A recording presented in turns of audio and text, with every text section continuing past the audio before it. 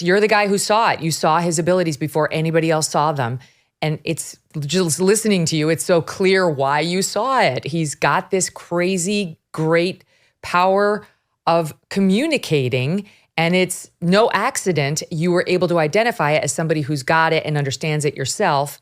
And honestly, it's what he does. I remember, Scott, I had him on, we had that debate, which you and I can talk about. I know you've written about it.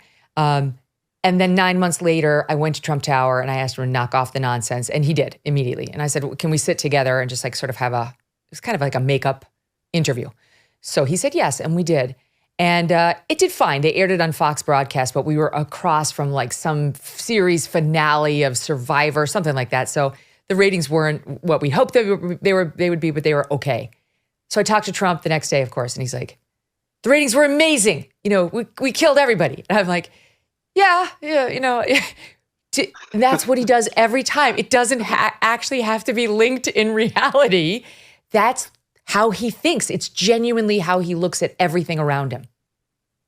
Well, so remember my first reframe, which is that we're irrational 90% of the time. He understands it and lives in that world, apparently. I mean, I can't read his mind, but it looks like it. So he'll tell you something that's directionally true because emotionally that's what's going to move you. It's like, oh, it's criminals coming across the border. Well, yeah, it's a percentage. It's a pretty small percentage, but you could feel it. And you could feel that there might be more criminals coming later. And sure enough, there's a lot more immigration. So, if you fact check him, he's maddening. But if you just say he's working on the 90%, the irrational part of us, but he's got a positive, direction he's pushing you in. Better border security, for example, better economy, for example, then it's not so objectionable if you realize he's just working on an emotional, kind of irrational basis, but toward a good point. Mm-hmm. This is why he gets away with, everyone's going to be happy. I'm going to cut an abortion deal that everybody's going to be happy with, like something that's never been done in the history of the country, but everyone's going to be happy. Also, the Ukrainian war is going to be over in 24 hours. Iran's not going to get a nuke. Obamacare is going away, and everyone's going to be thrilled with whatever I replace it with. And you're just kind of like, great, terrific. Everybody's going to love it. Made me laugh because that's a classic example of making you think past the sale. The sale is, can you negotiate something that would at least be a result? And he makes you think past that to the fact that you're going to love him for it, and then you're arguing about whether you're really going to love him for it. And he's already made you accept that there's going to be a negotiation that could be productive. So yeah, everything he does works on that level of making you think into the future, to the future he wants to get you to. And do you think he came by this naturally? Like, you took a class, I can see how you learned this stuff, but how do you think Donald Trump came by these skills? Well, I asked him that question in person, and I was really curious too. I'm going to forget the name, but the Power of Positive Thinking, who wrote that, was famous author, was his, I'll think of it in a minute, was his pastor in his church. So the most famous positive thinking person, who some people call the hypnotist, the author of the book, was one of his biggest influences. And he did mention how much of an influence that was. So I think it was modeled, possibly by his father. Norman Vincent Peale. Norman Vincent Peale, thank you. So Norman Vincent Peale, when I was a kid, I was influenced as well by his books, etc. And I had grown up with the idea that if you kept your mind positive, you could make almost anything happen. And I think he had that influence as well. And he came by it naturally in a church setting. This is like, you really are kind of like a Trump whisperer. Yeah, I don't know if you like that term. I've heard other people use it about you. You are, because even sitting here now, so he and I had our interview recently and it went very well. There were some tense moments, so when I kind of got after him a little bit on some of the documents, charges and so on. But for the most part, it was very friendly and he said a lot of really interesting things. But he then a week later, he was like, those are some nasty questions, right? That's how Trump perceives anything that is not positive.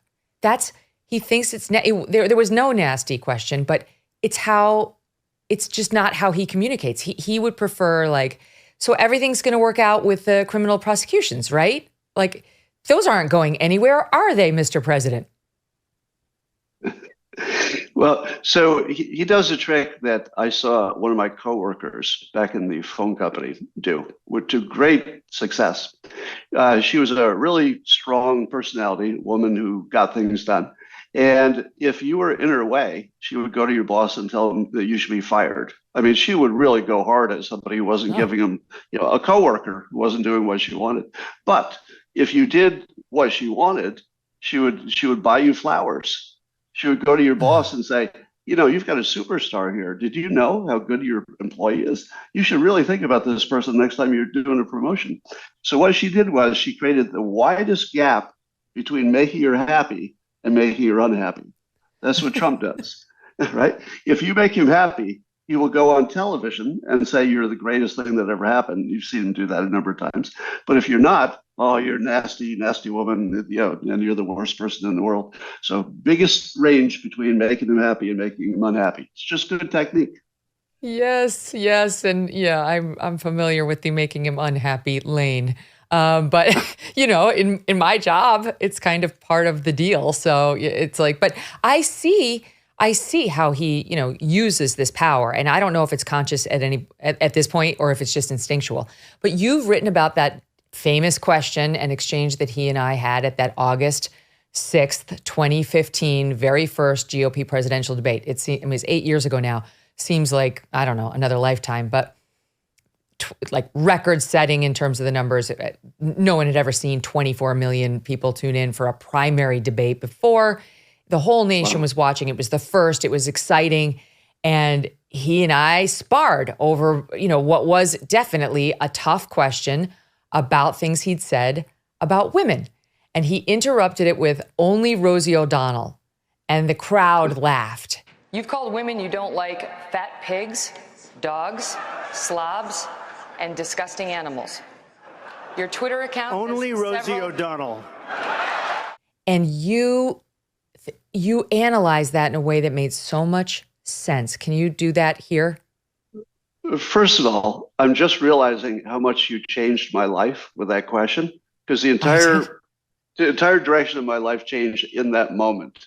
When he said the Rosie O'Donnell line, I actually stood up and walked toward the TV, and I said, I don't know what's happening here, but this is big. And then that was the thing that pulled it all together for me, that he wasn't just a big joker personality, that he had some special skill, because I don't think anybody could have gotten out of that trap. Like that was, I mean, you had the goods on him. There's nothing you could say that wouldn't make him talk about the thing he doesn't want to talk about. Because just talking about it, like you said, it would bring energy to the thing he doesn't want to have energy to. And that was also when I realized he's what I call an energy monster. If you throw him energy, he's not going to die from the energy. He's going to reuse it and send it back to you even stronger. So the news learned this the hard way in 2016. They kept trying to give him more and more negative attention until you forgot anybody else was in the race. And he's the ultimate energy monster. Yes. So saying Rosie O'Donnell was like, he made people laugh, and you wrote about how now they're thinking about, oh, Rosie O'Donnell, no one likes her. No one on the right likes Rosie O'Donnell. She's terrible. Yeah, Team Trump. As opposed to, who'd he say that about? Could it have been my mom? Could it have been my sister? Like, I don't want somebody who talks that way about my daughter, right? Like, it was a completely rejiggering of the whole situation. But watch how deep the technique goes. When you said blah, blah, blah, women made accusations, what I saw in my head was nothing. Women. I don't have a picture. It's just a concept. As soon as he said Rosie O'Donnell, who in fact really didn't have much to do with like the larger point, it was just one person, her image went in my head. I had a reaction to her. And I thought, well, that's perfectly fair. If Rosie and Trump are insulting each other, that feels like a fair fight. It just completely put an image. And of course, something like 80% of your brain is visual. So as soon as he puts a visual on something, you're done. He's got the visual on you. It worked with low energy jab. That's a visual. Because the next time you saw him, you're like, I hadn't noticed this before. But so true. Now that you point out the low energy, I thought he was this capable executive, kind of calm and cool, but it turns out he's actually low energy. So the picture he had, and then the ultimate is the wall. He's not just going to build a wall. He doesn't say, I would like to improve the border security. Wrong. I'm going to build a big, beautiful wall. Yep, big, beautiful wall. And Mexico is going to pay for it. Right. The Mexico is going to pay for it was the ultimate persuasion thing, because that also makes you think past the sale. If you're wondering who pays for it, you've already, in your mind, you built the wall in your head. So perfect technique on the wall. Maybe the most classic example of perfect persuasion. He didn't get the wall done because there was a lot of resistance. But in terms of how he persuaded on it, you couldn't do better. That was perfect. A tree branch hit a power line in Ohio, 2003, and it shut down 21 power plants. Around 100 people died. We have a power grid that was designed in the 1800s. Even the White House sees it. They're saying 2/3 of the grid are at least 25 years old. So they recently announced billions of dollars to update it. And how long will that actually take? That is why having your own solar power may be more important than ever. With the Patriot Power Generator, you get a solar generator that does not install into your house because it's portable, but it's still powerful enough for your phones, your medical devices, even your refrigerator. And right now, you can go to 4patriots.com and use the code MK to get 10% off your first purchase on anything in the store, including this power generator, Patriot Power Generator. You're also going to get their famous guarantee for an entire year after your order, plus free shipping on orders over $97. And a portion of every sale is donated to charities that support our veterans and their families. Okay, so go to 4patriots.com. Use code MK to get 10% off. 4patriots.com. Use code MK to get yours today.